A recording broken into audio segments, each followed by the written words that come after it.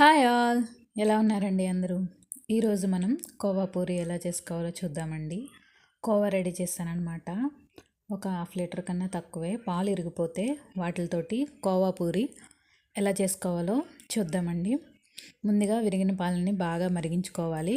అందులో ఒక 4 టేబుల్ స్పూన్ల పంచదార వేసుకొని బాగా కలుపుతూ ఉండాలన్నమాట.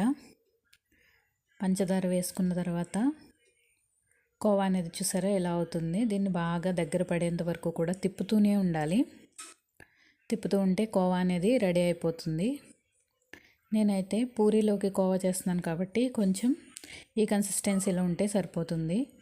మనం ఇంకొంచెం 5 మినిట్స్ ఉంచితే కనుక మనకి మామూలుగా బయట దొరికి కోవాలా రెడీ అయిపోతుందండి. ఒక ప్లేట్కి ఆయిల్ రాసుకుని వేసుకుంటే కోవా రెడీ అయిపోతుంది. నేనైతే నార్మల్ కోవా చేశాను కాబట్టి కోవా పూరీలోకి కోవా అనేది ఎలా ఉంటే సరిపోతుందండి. Subscribe to my channel.